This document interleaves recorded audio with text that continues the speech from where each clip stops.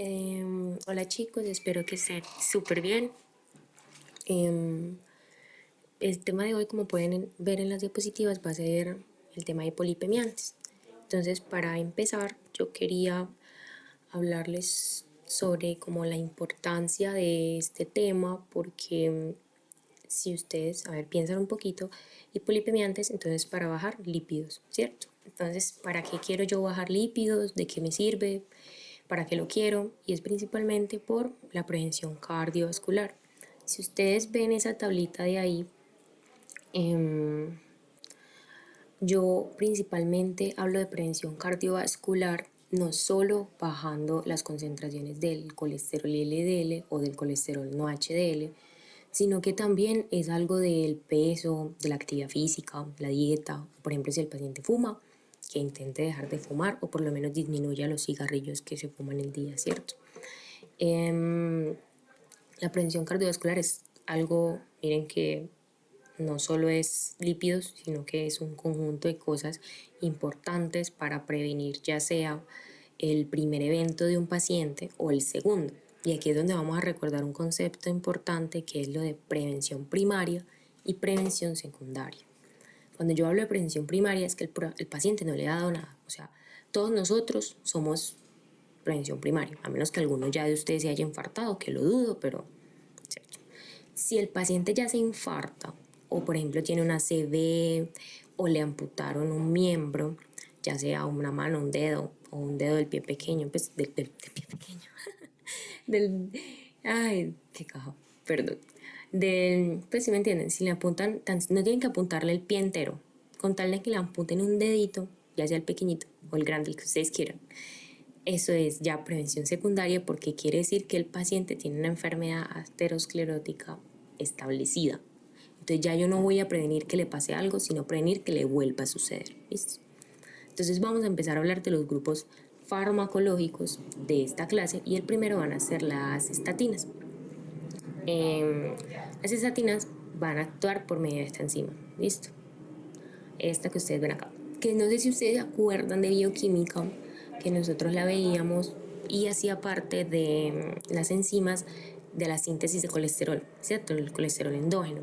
Entonces, si yo reduzco la producción de colesterol endógeno, el hígado se ve como forzado, por así decirlo, a aumentar la captación en sangre de los, pues de las concentraciones de LDL y eso me disminuye en sangre las concentraciones, ¿cierto? O sea, si yo bloqueo la producción de colesterol, bueno, la bloqueo del todo, la reduzco, la producción de colesterol endógena, el hígado va a decir, como marica, no tengo colesterol. Entonces va a ir a buscar a la sangre, que eso es lo que yo quiero, quitar de la sangre el colesterol, LDL. Siempre recordemos colesterol LDL. Entonces yo la puedo clasificar según alta, moderada o baja intensidad, que eso solamente se traduce en la cantidad o el porcentaje más bien, el porcentaje que me baja de ese colesterol LDL. Si yo te hablo de baja intensidad, estoy hablando que me reduce 30% del LDL. Si tengo moderada me baja del 30-50 y si tengo de alta me baja mayor del 50, que casi siempre uno va a tratar a los pacientes con este grupo de medicamentos. Y quiero que tengan presente algo. Es lo mismo que yo dé una atorvastatina de 80 a que dé una rosuvastatina de 40. A pesar de que sean dosis diferentes y medicamentos diferentes, la acción es la misma. ¿Por qué? Porque estoy dando una estatina de alta intensidad a su dosis máxima. ¿Listo? O sea, ay, no, que este paciente no le va a dar atorva de 80, sino que rosu de 40, no importa. Es lo mismo, estás haciendo lo mismo porque la idea es reducirle el LDL mayor a 50, ya sea con este medicamento o con este otro acá, pero obviamente dosis máxima tolerada por el paciente.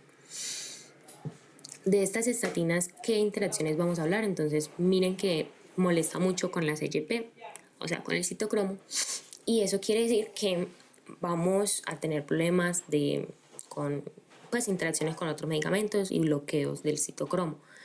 Si se bloquea el citocromo, entonces, ¿qué pasa? El medicamento va a aumentar y si aumenta el medicamento, entonces aumentan los efectos adversos. Dentro de los efectos adversos, los más importantes van a ser las miopatías y la hepatitis. Las miopatías son un conjunto de enfermedades en los que yo puedo tener debilidad muscular, ¿cierto? O dolor, ¿cierto? Mialgias. que eso se presenta hasta en aproximadamente un 11% de los pacientes. Y luego está el cuadro más grave, que es lo peorcito que a uno le puede pasar, que es la rhabdomiólisis. Eso se presenta en 1.1 de los pacientes. Y vamos a volver a lo mismo de IECAS. Ay, pero es que eso es 1.1, eso no es nada, eso no lo vamos a ver, y en realidad no. O sea, miren, piensen que estos medicamentos son de hecho la primera línea de tratamiento farmacológico para riesgo cardiovascular, hablando de concentraciones de colesterol para disminuirlo. Entonces es algo que yo veo muy frecuentemente, demasiado frecuentemente. Entonces la proporción de esos pacientes va a aumentar. O sea, alguna vez, en algún momento de su vida, ustedes van a ver una rhabdomiólisis por estatinas, en algún momento, ¿listo? Entonces que lo tengan presente, que las estatinas me pueden dar esos cuadros de rhabdomiólisis. Y la hepatitis, pues que es una reacción adversa del medicamento, que lo que hace es que me aumenta las enzimas hepáticas. Algo que tengan presente es que a un paciente que yo le di estatinas y me hizo un cuadro de rhabdomiólisis, yo no le puedo volver a dar nunca más estatinas. Listo, porque pues eso es, pues la volver a hacer. Entonces, obviamente yo no se la voy a volver a dar. En caso si hace una hepatitis, en realidad yo le puedo cambiar a otra estatina. Pero eso no con las miopatías. Miopatía, quito el medicamento y doy otro. Hepatitis, cambio el medicamento estando en el mismo grupo, o sea, puedo darle otra estatina. Importante, no lo puedo combinar con fibratos. Y los fibratos los vamos a ver ahorita en las diapositivas, porque los fibratos, si yo los combino con las estatinas, tienen también en común que el efecto adverso son las miopatías. Entonces imagínense, doy una estatina y doy un fibrato. Miopatía más miopatía, obviamente aumenta el riesgo de que me dé una miopatía, y la idea es, pues obviamente, que eso no le dé al paciente. El siguiente grupo del que vamos a hablar van a ser los secuestradores de ácidos biliares. Entonces, literalmente, como su nombre lo dice, es el mecanismo de acción, secuestran los ácidos biliares. Entonces, esas resinas se pegan a los ácidos biliares e inhiben su absorción, ¿cierto? Que es como el resumen de este parrafito.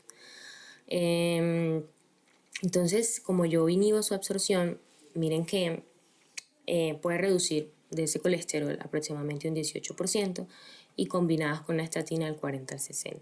Estos medicamentos, aunque existen, son muy raros, pues uno casi no los ve, porque prefiere otras terapias, y las guías de tratamiento también prefieren otras terapias. Entonces, no es que esto uno no lo mande, sino que es muy raro ver que un paciente lo tiene, pero que sepan que existen y que se usan. Muy poco, pero se usan. ¿Cuáles de esos medicamentos voy a tener? Miren, aquí está. Colestipol, colestiramina y colestesvelam. Perdón, dislexia atacando horrible. Contraindicados en hipertrigliceridemia intensa, definiendo hipertrigliceridemia intensa como una concentración mayor de 500. ¿Listo? Si es menor de 500, no es hipertrigliceridemia intensa. ¿Por qué está contraindicado? Pero es porque aumentan los triglicéridos. Entonces imagínense, yo tengo 500 y doy un secuestrador de ácidos biliares, aumenta más. Y el problema de que si aumenten los triglicéridos es que va a aumentar el riesgo de pancreatitis, especialmente por encima de 500. No es que, tengo unos triglicéridos altos, pero no están por encima de 500, entonces no, el riesgo no es el mismo. Hay que tener cuidado con los que tienen por encima de 500. Dentro de los efectos adversos, este timpanismo se refiere como a esa distensión de la pared abdominal, ¿listo? Estreñimiento y dispepsia. Y es importante también mencionar que pueden disminuir la absorción de ciertos fármacos.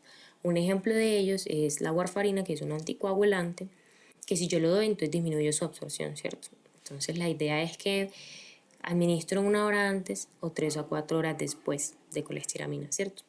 Para que no se dé como esa interacción entre esos medicamentos. Y de ellos el colestesvelam no interfiere, listo. Ay, no, esa dislexia, hombre. El siguiente grupo, que van a ser los fibratos, no va a ser para colesterol de HDL, LDL o colesterol no HDL. No es para eso, sino para los triglicéridos. Aquí sí vamos a hablar de hipertrigliceridemia. Entonces, su mecanismo de acción es ligarse a esto, al PPAR-alfa, que lo que hace es que aumenta el uso de los lípidos por parte de la célula, ¿cierto? Entonces, ustedes saben que bioquímicamente hablando, estos receptores tienen, pues estos activadores nucleares, tienen pues muchas acciones, ¿cierto? No solo los lípidos, pero el principal efecto como terapéutico aquí es lípidos, triglicéridos. Entonces, ¿dónde lo voy a usar? En la hipertrigliceridemia. Por encima de 500, más que todo pues por el común, hablar, por así decirlo. O sea, lo más común que yo lo use, trigliceridemia, hipertrigliceridemia por encima de 500. También hay un grupo especial de pacientes que tienen algo que se llama síndrome metabólico. Como su nombre lo dice, síndrome quiere decir que tiene muchas cosas. Un ejemplo es, por ejemplo, una paciente que tenga síndrome ovario poliquístico, que tenga ya sea sobrepeso u obesidad, intolerancia a los carbohidratos o diabetes, y además tenga unos triglicéridos altos y no necesariamente por encima de 500. O sea, en esas pacientes yo sí trato la hipertrigliceridemia a pesar de que no sea por encima de 500, pero es como porque tiene un síndrome metabólico, ¿sí me entienden? Porque son muchas más afectaciones metabólicas que tienen. Entonces ya hay la cantidad de triglicéridos y pues es como diferente. Entonces, si la paciente tiene síndrome metabólico o el paciente tiene síndrome metabólico, trato hipertrigliceridemia así no esté por encima de 500. Dentro de los efectos tóxicos de esto, lo que yo les había dicho ahorita, el principal, las miopatías. Tienen otros como gastrointestinales y eso, pero principal, miopatías. Y va a aumentar cuando se usa conjuntamente con estatinas. De hecho, solamente hay un fibrato que se puede usar con estatinas y es el fenofibrato. Es el único. O sea, tú no vas a mandar una torvastatina y un gemfibrocil. No puedes mandar eso. O sea, sí, o sea, que puedes. Nadie te lo va a impedir. Vamos a omitir esa moto de fondo, listo. Omitamos eso, listo. 5 segundos de nuestra vida perdidos. Ahora sí. Yo le puedo mandar al paciente una torvastatina y un gemfibrocilo porque va a aumentar el riesgo de miopatía. O sea, de que ustedes lo pueden hacer, yo no les voy a decir que no, pero es una mala práctica clínica. O sea, ustedes saben que están aumentando el riesgo de miopatía. O sea, no, es que les pongo un ejemplo. Imagínense que sea su papá el que les esté mandando eso y ustedes saben que eso no se puede mandar. Obviamente no se van a sentir tranquilos dejando que su papá se tome eso, sabiendo que el riesgo de miopatía es alto. Entonces, piénsenlo así. Si le voy a dar fibratos y le voy a dar estatinas porque el paciente tiene mucho LDL y también tiene muchos triglicéridos, entonces le doy fenofibrato y alguna estatina, ¿cierto? Pero es porque el fenofibrato es el que se puede combinar, los otros no. Miren este otro grupo, se llama ezetimibe.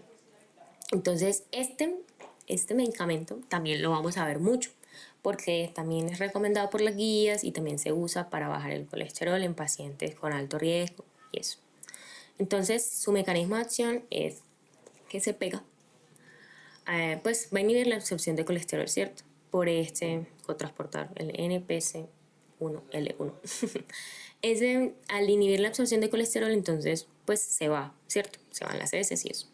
Tampoco necesariamente, sí puede haber estatorrea, por si se lo están preguntando, pero no necesariamente siempre tiene que haber.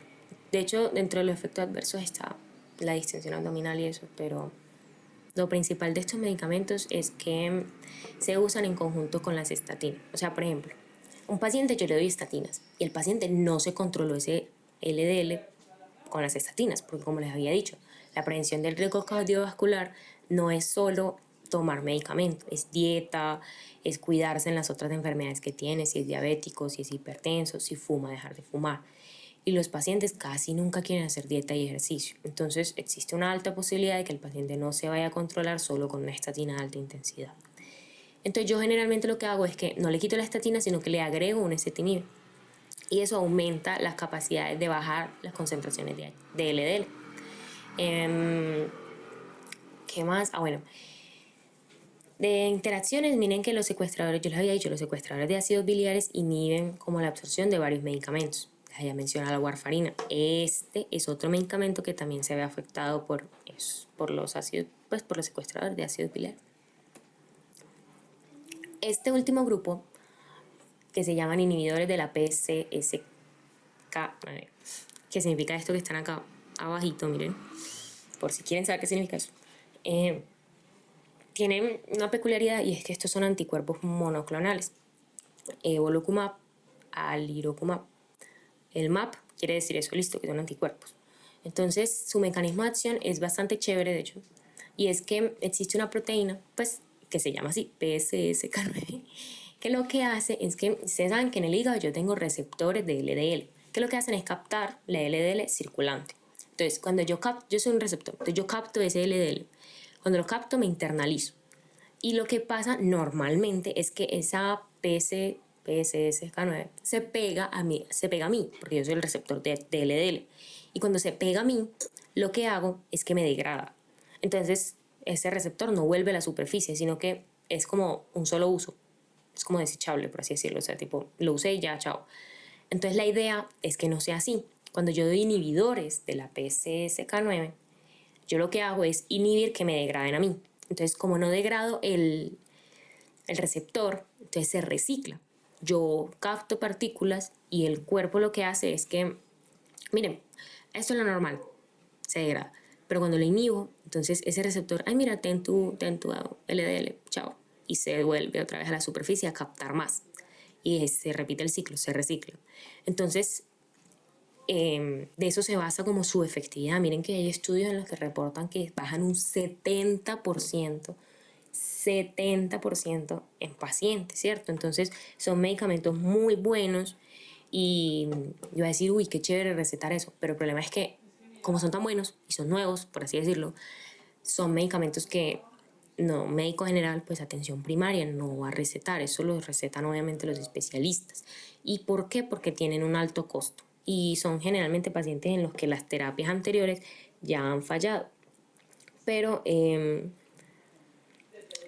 es como súper útil, o sea, porque miren, si yo suponiendo que yo tengo un LDL de 200, ¿cierto? Yo me tomo es que me tomo y es subcutáneo, pues me aplico el PCSK9, me baja un 70%, ¿cierto?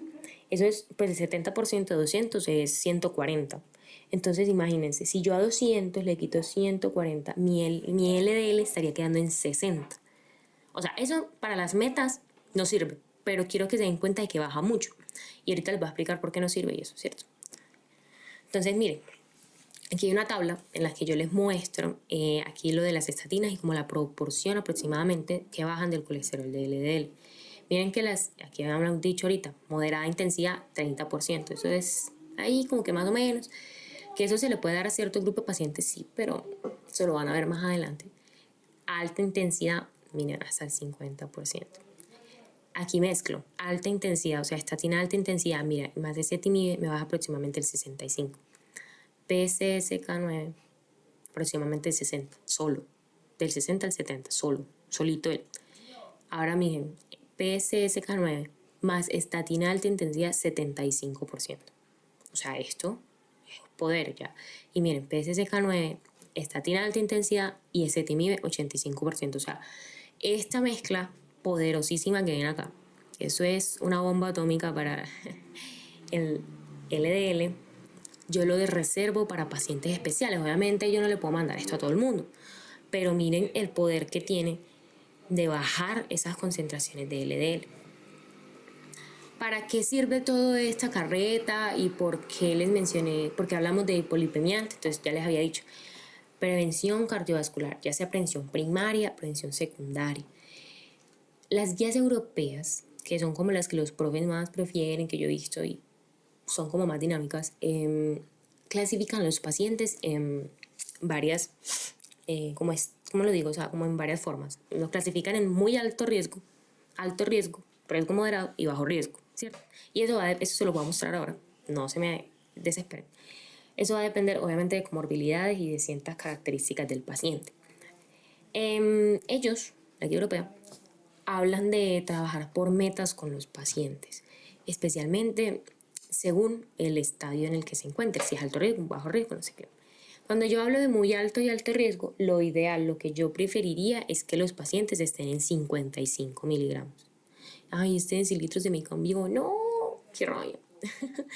Pero la idea es que esto es muy difícil de lograr, vamos a ser realistas. Estamos en Colombia, la gente no se cuida con la dieta, la gente no hace ejercicio, la gente no se preocupa como por su salud. Entonces llegar a esa meta es supremamente difícil.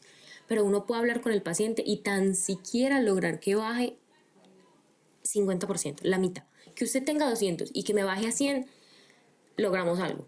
Luego bajamos a 55, vemos cómo, pero logramos algo. Lo ideal, que uno le diga, Señor, por favor, cuídese, se lo ruego, es esto. Que uno baje tan siquiera al 50%. Si se baja más, maravilloso, perfecto. Si se llega a esto, maravilla, o sea, Dios mío, un aplauso. Pero pues es algo muy difícil. Esto de acá, mucho peor aún, 40. Imagínense, ese colesterol no lo tengo ni yo, estoy segura de eso. Y es muy alto riesgo y segundo evento. Entonces ese es el paciente que se infartó. O no necesariamente que se haya infartado. Supongamos que le dio una ACV, o le dio una IT, o le amputaron de nuevo un miembro, el dedo que quieran, o un pie. Ese paciente ya tuvo un problema, ¿cierto? Que es que tuvo un evento. Entonces ya ese paciente es muy alto riesgo, o alto riesgo pues dependiendo de las comorbilidades. ¿Qué pasa? Que dentro de los 2 años siguientes a que él se haya infartado, le haya dado la ACV o lo que le haya dado, se vuelve a infartar o le vuelve a dar otra ACV, o no tiene que ser el mismo. O sea, por ejemplo, yo me infarté y el año siguiente me dio una ACV, o me infarté y al año siguiente me cortaron una mano, por así decirlo, ¿cierto? Que es lo que llaman enfermedad arterial periférica. ¿Qué quiere decir eso? Que es un paciente que tiene una enfermedad aterosclerótica establecida y le está dando otro evento. Con esos pacientes hay que ser supremamente extremo. Imagínense, ni siquiera ponen que baje el 50%, ponen que baje el 40%. 40 miligramos, o sea, eso es algo impresionante, pero es porque ellos ya tienen un segundo evento, entonces hay que ser supremamente estrictos. Miren, riesgo moderado, 100. Bajo riesgo, ve, 100. Aquí está 11, pero es 116. Ahorita se los voy a corregir. Cuando yo les mande las diapositivas, se los voy a mandar corregido. No caen en cuenta de este error. Perdón. Pero 116. Aquí me falta un 6. 6. Debería pintarlo. Lo quiero pintar. Un 6 chueco por acá, pero el 6. Uy, qué pulso tan horrible. Pero 116, para que se hagan una idea, listo. Entonces, miren que la importancia de esto radica en que yo voy a tratar a los pacientes para ser exigentes con ellos, para prevenir que les den eventos cardiovasculares. ¿Listo? Porque pues no es lo mismo que yo tenga un infarto y luego me tengan que cuidar, o no es lo mismo que me tuve 2 infartos, me tengo que cuidar aún más, o que no he tenido ninguno, entonces me tengo que cuidar para que no me den. Aquí está lo que les decía de muy alto, alto, moderado, bajo. Eso no se lo voy a preguntar, tranquilos. Esto es como para que ustedes entren en contexto de por qué la farmacología de estos medicamentos es importante y su aplicación clínica. Y es que los pacientes, por ejemplo, con muy alto riesgo, entonces esto significa enfermedad aterosclerótica evidenciada, o sea, el que se infartó, el que tuvo ACV, el que tuvo una IT. Miren, inclusive aquí mencionan que tú tienes una angina inestable o que tenga una angina estable, o que haya tenido una revascularización coronaria, ¿cierto? También hablamos del paciente con daño de órgano de diabetes, o sea, el paciente con diabetes que ya tiene nefropatía o que tenga una neuropatía o que tenga retinopatía, o sea, el pacientico que ya no ve. Y que sea de larga duración, miren, de 20 años, un paciente que hace 20 años es diabético.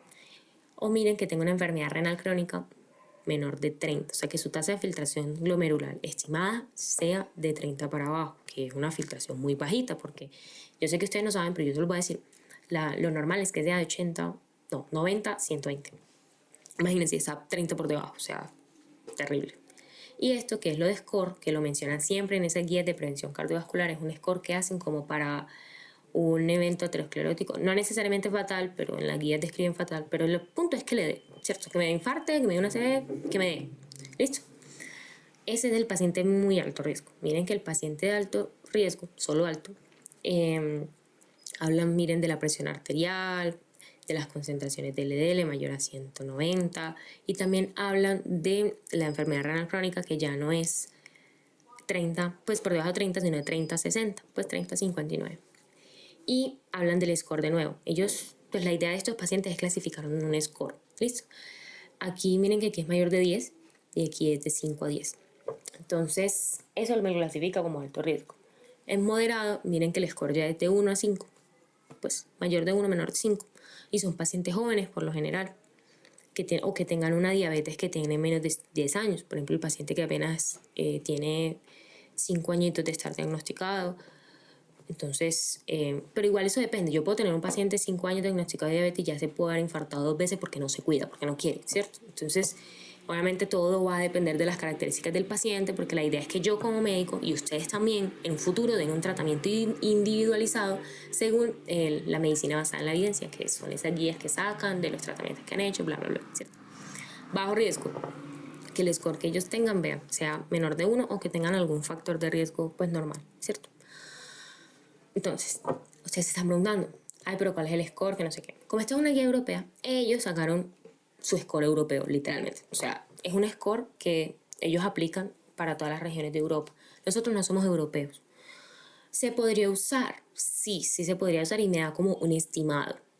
Pero pues no somos lo mismo por muchas razones. Ellos son un país primermundista, nosotros tercermundista. Hay muchas razones pues por las que genéticamente hablando no nos parecemos, pero el punto es que ustedes lo pueden usar. De que lo pueden usar, lo pueden usar. No nos voy a decir que no, pero da un estimado. La que más se recomienda es esta, la Framingham.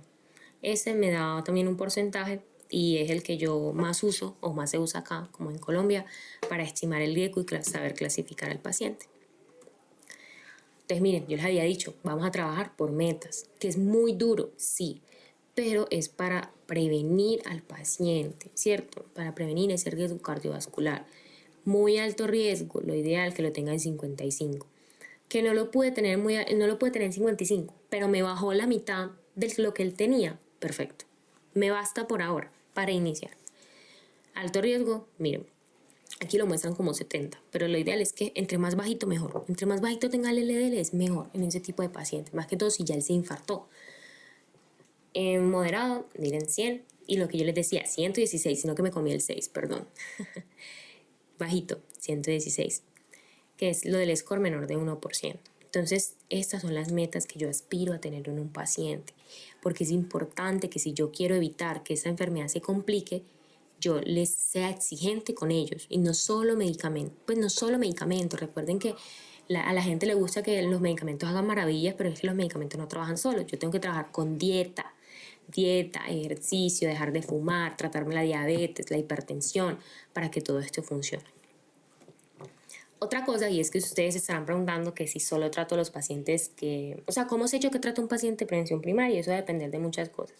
Pero aquí les voy a traer como otro concepto y es que les voy a poner un caso. Yo, ¿cierto? Tengo 45 años. No tengo diabetes, no soy hipertensa, no tengo ninguna enfermedad. Soy así, Melita, hermosa, divina. Y el colesterol lo tengo por encima de 160. ¿Debería o no recibir tratamiento? Ahí la cosa. Deberían recibir tratamiento, por ejemplo, si yo tengo antecedentes de mi familia. Por ejemplo, si mi mamá se infartó o mi papá se infartó a temprana edad, el señor murió de un infarto. Entonces yo tengo alto riesgo de que me pase lo mismo a pesar de que no tenga diabetes o hipertensión. Entonces debería iniciarse terapia conmigo. ¿Listo? Porque tengo ese colesterol elevado.